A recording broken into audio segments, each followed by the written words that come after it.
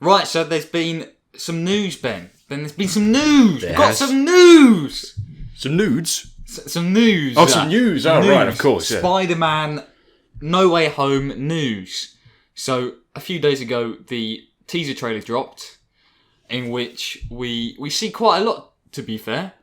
Yeah, well, I heard this was leaked. Well, I think you're right. It's confirmed. It was leaked. It was confirmed it was leaked. And then they officially released it. Yeah, because of the leak. It was inevitable, so they had to... it was inevitable. So they had to release it. Yes. So, yeah, I loved it because I am a humongous Sam Raimi Spider-Man fan. So yeah, and there was quite a lot of... there was quite a lot of links, wasn't there, in the trailer to past Spider-Mans, including Sam Raimi's trilogy. Yes. As well as the Andrew Garfield... I can't remember who directed Andrew Garfield's films. Mark Webb. Was it Mark Webb? Yeah. Both of them? Yes. Yeah? Yeah. Okay, and then Mark Webb for The Amazing Spider-Man. Not as much, of course, as Sam Raimi's films. That was the main sort of Yeah, because they're way Easter better. egg. Yes, they are. Way better. So we've got a lot to talk about. We do. Well, for a start, I'm just going to say...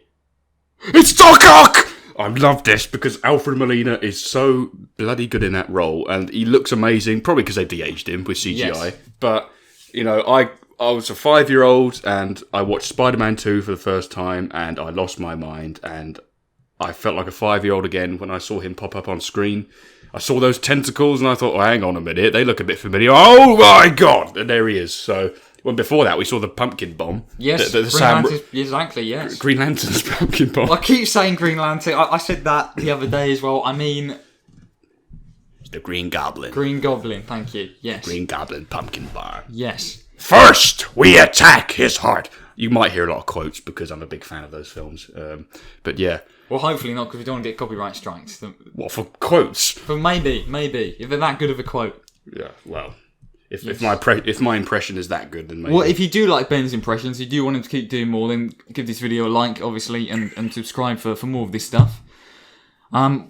Speaking of stuff, before we get into this, we just want to say there is more content coming. There's more tents coming. We're doing camping now. We're starting a camping channel. We are starting, yeah. So there's more content coming soon. Quite a lot of content, I dare say. I have been working on it over the last few months with Ben's help on pretty much all of them. So I haven't forgotten the channel. So please, stick around, and hopefully more stuff will be available soon. We've just done this off the cuff because we're both very big MCU Marvel fans, as well as Spider-Man fans. Well, you're more Spider-Man than me.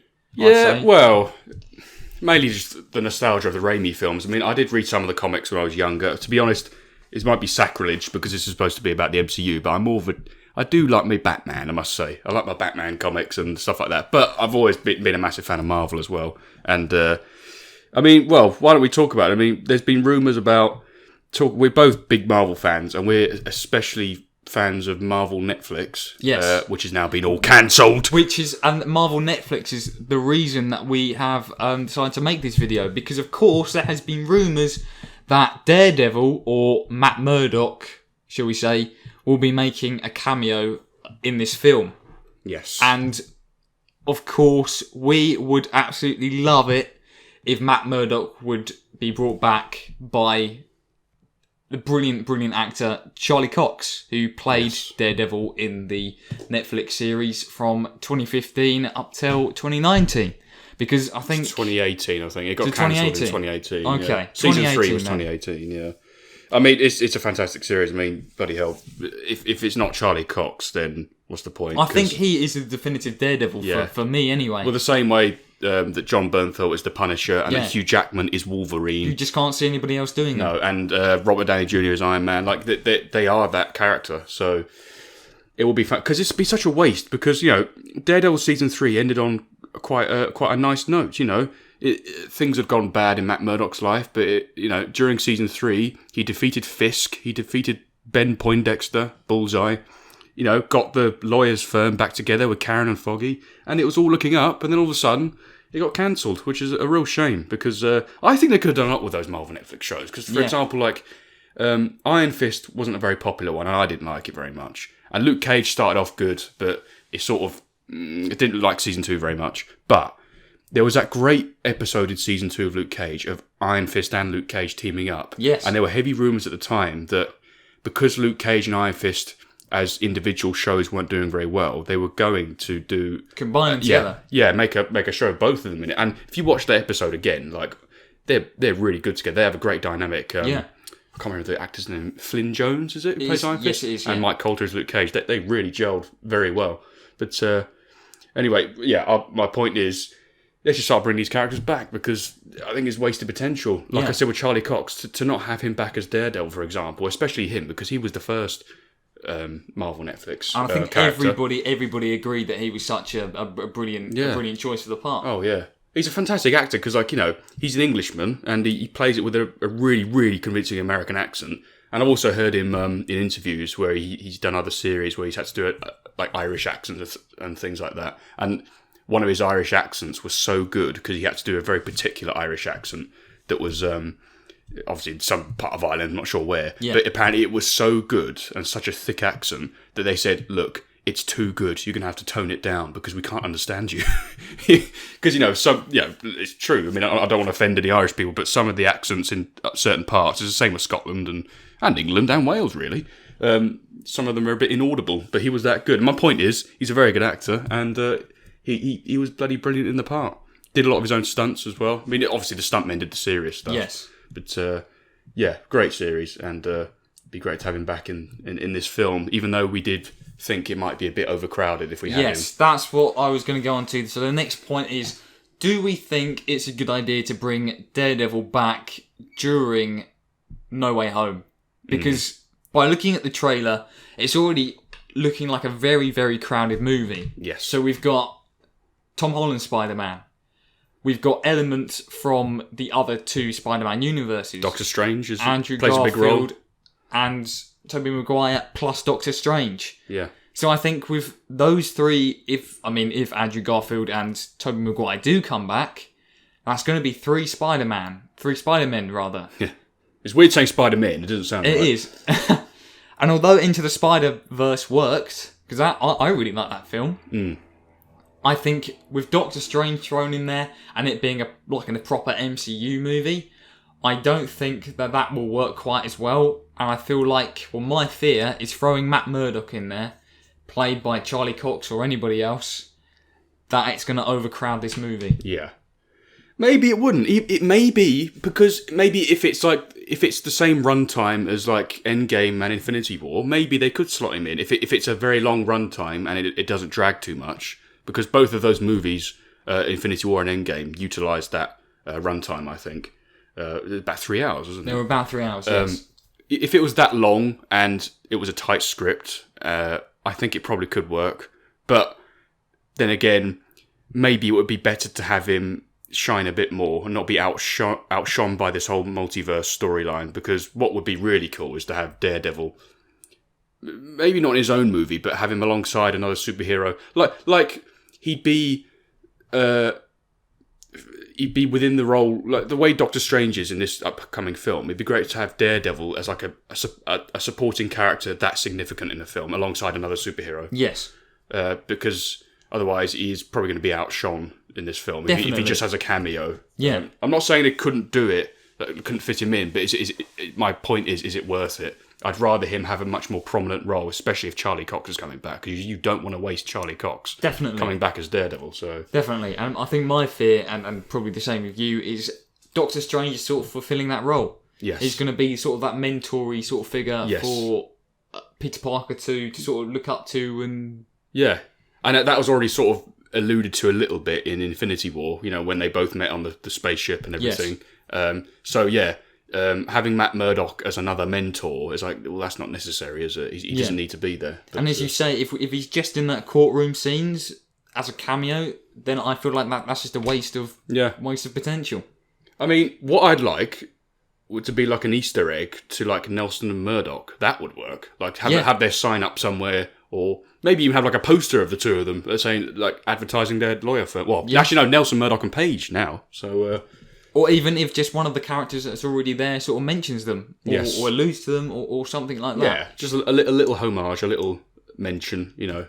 So just to sort of plant the seed for him to come back properly. I think that would be quite a good idea. Yes, definitely. Yeah, set it up then, plant the seed, so then you can have a later film where you actually have Daredevil in it, in a prominent role, if not his own bloody film, which would be quite cool. Although I think the Netflix Daredevil on series, I think, works better. Yes. Because the 2003 Daredevil, you probably could do a full-blown Daredevil film, but after that, people are like, I reckon it probably would be a safe bet to keep it as a series. Yeah, and maybe just have him as a supporting role alongside another superhero, not give him his own full-blown movie. I think that's probably more likely what will happen. Yes. And also, if they do bring back Charlie Cox, then of course that means that the 3 seasons and the Defenders that we have, well, all of the Netflix shows, because they all sort of cross over, don't they? Yes. Then that will all be canon. So effectively, Charlie Cox will be getting all of that content that we've had before brought over. So he will be a very fleshed out character for the MCU to do, and they won't have to waste as much time setting these people up, because there will already be a loyal fan base that care. I mean, surely they could move. Character. Yeah, they could surely move them over to Disney Plus, because if I'm right, I mean, Disney Plus have some mature content on there. Oh, because Daredevil is it's R-rated, 15, whatever you want to call it, R-rated in America. Although I think season 2 is 18 because of Punisher and stuff. Yeah. So you could easily move that series over to Disney Plus, and then have seasons like they did with Cobra Kai, for example. I mean, I know you haven't seen it, but in Cobra Kai, it started off on YouTube Red, which was basically YouTube doing Netflix, and then they moved Cobra Kai. They did 2 seasons on YouTube Red, and then they moved Cobra Kai over to Netflix.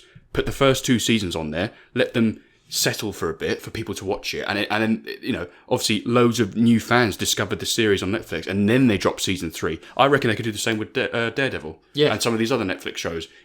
Move the seasons over to Disney Plus, and then let them sit for a bit, let people watch them, gather a new fan base, add some more fans to the show, and then drop the next season. I think that'd be quite a good port of call. I think that could work. Admittedly, I don't know what the deal is between Netflix and Disney, and I'm not really sure. I think Netflix are quite a big sort of input into the making of like Daredevil and all their shows.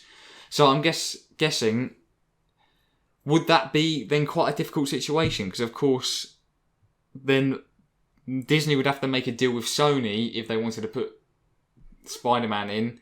And if they want to put Daredevil in as well, they'd have to make a sort of 3-way deal between Netflix, Sony, Netflix and Disney. But the thing is, let's face it, let's be real here, it would make a shit ton of money. It would so make you'd be a bit daft not to make that deal, really, wouldn't you? But, it's obviously their decision at the end of the day, but it's going to make a crap ton of money. It would be a silly decision because everyone would watch it.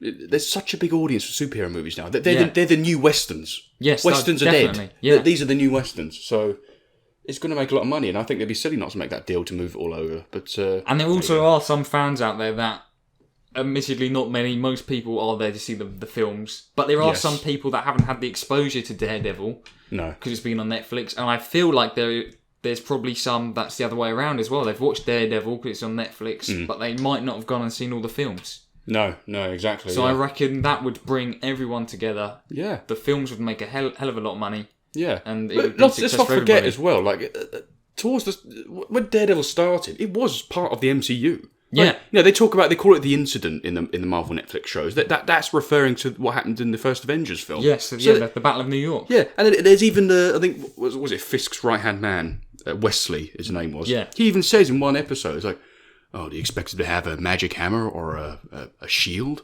Like he says something like that, and it's like, well, he's obviously talking about Iron Suit. I think he says he's talking about Iron Man and Thor. Yeah.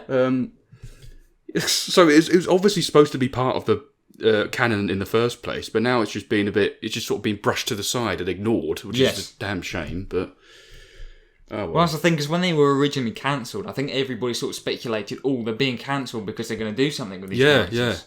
Yeah, they wanted to hold your fire, Netflix, we're going to do something with this, but no, nothing happened. It just fizzled out, which is a real shame. It is a real shame. Yeah. So I sort of feel like the shows, are still very, very popular on Netflix. Yeah. So I feel like if they still brought them back now, especially the same actors, maybe, definitely Charlie Cox and John Bernthal. Oh, John Bernthal, if they recast a Punisher, well, it's the same with Daredevil, but oh my god, John Bernthal in that series, he's one of my favourite actors because of that. He is phenomenal in that series. Yeah, but you just can't picture anybody else doing it. No, can exactly. you? I remember Bernthal was up for it as well. I know because I saw a comic on YouTube a while ago of him talking about the Punisher and things like that. And one of the audience just asked him a genuine question. It's like, "Oh, what would you aspire to do next?" And he just went, "Oh, shit. I want to play Frank Castle, man. I just want to play Frank Castle." The way he said it was like he's so desperate to get back into that role. He loves playing that part. So bring him back. He's so good.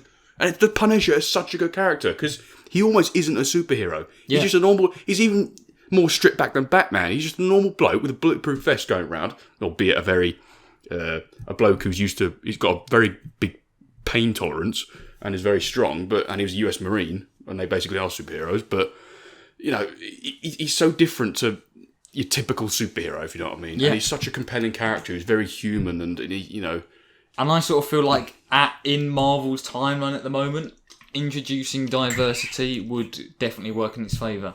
They've done the runtime, they've done the Infinity Saga now. Yeah. They've now started to introduce really weird concepts with WandaVision, Loki, this new Spider-Man film, all the multiverse stuff. Yeah, they're doing different things now. So I think the multiverse just gives Marvel anyway an excuse, or the MCU an excuse, just to bring everything in that fans love. Yeah, exactly.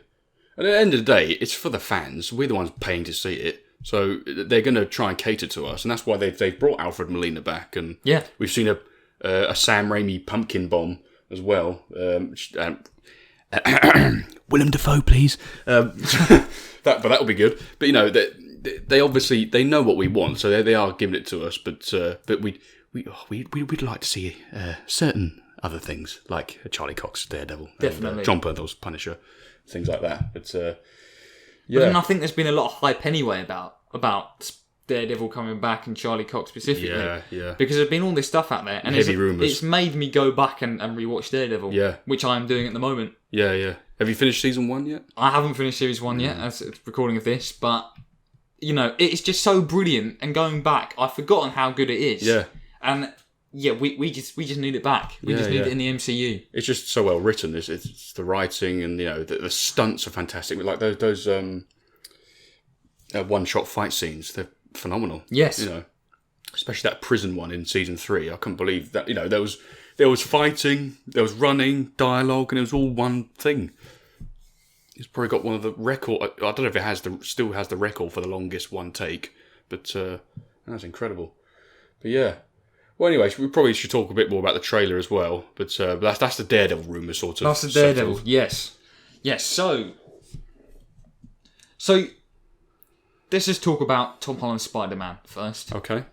So, obviously you're a Sam Raimi Spider-Man fan. Yes. I grew up with him. I'm biased. I love Tobey Maguire. I like Tom Holland as Spider-Man. I think, to be honest, he's very, very comic book accurate. Probably... I won't say more so than Toby, but the fact that he's a bit younger, he's only supposed to be 15 years old, and his whole personality, that he gets the nerdiness down, but he also gets the quippy awkwardness side of Spider-Man down. He's an awkward teen superhero. That's the whole point of him, and he really nails that. And he's very youthful, which is good because even though Andrew Garfield, he could be quite quippy and. He got some good one-liners with Spider-Man. He doesn't seem like a teenager. No, he seems too cool to be... Spider-Man's supposed to be really nerdy. He's supposed to look like Tobey Maguire or someone. Like Andrew Garfield, his hair was cool. He had a skateboard going around. And the way he dressed. It's like, how are you... Like, when I was watching The Amazing Spider-Man, I was like, how are you being bullied? Like, he looked too cool to be... But, like, seriously? But... No, I've lost my train of thought now. But yeah, Tom Holland gets the whole nerdiness side of Spider-Man down, the dorkiness and the awkwardness. And he also plays off the character of Ned, doesn't he, quite a bit? Even though it's a sort of made-up character. But he's quite a good addition to him, and they play off each other with their whole Lego Death Star and whatever else they do. But I must say, Tom Holland, very good Spider-Man, even though Tobey Maguire is my Spider-Man because I grew up with him and I just think I personally prefer his performance. But I think Holland is fantastic, although I'm not the biggest fan of Tom Holland's Spider-Man films, I must say. Homecoming, I loved the Vulture in that. Michael Keaton, it's Michael Keaton, isn't it? So he's going to be brilliant. He was very good in that. But the whole film, I don't know, I just felt it just didn't feel like Spider-Man to me. That's the best way I can describe it. When you look at it at a surface level, it's technically not a bad film, but it just didn't feel like Spider-Man to me. You know, it wasn't the same. And what was this? What was it? Far From Home, the second one? Yes, yeah. I thought it was okay. Mysterio was interesting, even though he's a bit gimmicky. I did like the trickery he did, because that's Mysterio all over. You know, the tricking you into seeing these visions and things like that, using the virtual reality, the drones and everything like that. But again, I find some of the humour, like amongst the school kids and that stupid quirky teacher, I find it really cringy. And I was like, oh, what? And then there's that really stupid bit where like Peter Parker gets those glasses that Iron Man used to have, Tony Stark, and he actually uses it to target that bully. I think it's Flash Thompson, wasn't it? Yes, it was. And by the way, that Flash Thompson, who the hell is he going to bully? Let's be real here. Come on. The real Flash Thompson is one from the Maguire films. A big built man going around bullying people, not this skinny little kid. Anyway, he uses these glasses, this big not nuclear warhead, but this weaponry to try and kill him. And then he presses the button and he realises, oh shit, I've actually made a mistake here. I'm about to murder someone. It's like, what? Really? But then I think that sort of goes into the awkwardness side of it. You know, the whole point of that. Yeah, but film he's not stupid though, is he? He's not. But at the end of the day, he's a kid. Tony has entrusted Peter Parker with Edith, the glasses. Yes. But then he's not ready for it, and which is Yes. what leads him to give it to Mysterio, which is what triggers the whole. Yes, you're right. Whole trickery of his plan in the first place. I agree he's not ready for it, but you could have done it in a less cartoony way than that, of having like him actually try and murder someone. Like, but he behaved as if it was an accident. It's like, you're smarter than that. Like, seriously? I don't know. It just didn't do it for me. I mean, Jake Gyllenhaal was entertaining in that. But the best thing about that film really was the ending, where J.K. Simmons came back as J. Jonah Jameson. Yeah, that was a big shock for everybody. Who else were you going to cast? You can't. A lot of people say this, and I think they're probably bang on the money. He's probably the most comic book accurate character in a film, you know, you're ever going to get. Yeah. That is J. Jonah Jameson. That's perfect. The look, the way he sounds, everything. The performance is fantastic, and he's very entertaining. Very funny in Spider-Man 2. Like, Miss Branch, get me a violin. It's very good. It gets good lines in that. Yeah. So that's my thoughts on those films. I mean, I know you enjoy them a bit more. Yes. The Tom Holland Spider-Man. But I think I don't have the quite same connection to the Sam Raimi films as most Spider-Man and you have. However, so that basically just gives me sort of an open mind when going into these films, and I think they're entertaining, they're fun. So they just tick all the boxes for me. I don't go into a Spider-Man film expecting Endgame level stuff. Well, no. I sort of by looking at the trailers, I think you're going to go in knowing what to expect. Yeah. So, I'm looking forward to this film. I think that when it's getting released, which is at Christmas time, it's going to be, just a fun, nice, harmless movie, I reckon. Yeah. But I must say, from this trailer, this felt a lot more like Spider-Man. It's probably because I'm biased because I saw Doc Ock, but I don't know, the whole feel of it is a bit different. Even forget Doc Ock and the Green Goblin pumpkin bomb. Before that, it just felt a lot more... Maybe because it's a bit darker, that's why. Yeah. It's because it's not just a fun run around. Well, I think Marvel are now making that approach, like with the TV shows they've done and the upcoming films. They are leaning a lot more towards the comic book counterparts than they are to, we need to grab this audience, we need to get them on board. Because they've got the audience now. Yeah. So now they can afford to go toward go a bit left field. Material. And, do something a bit different. Make the material more comic book accurate. But...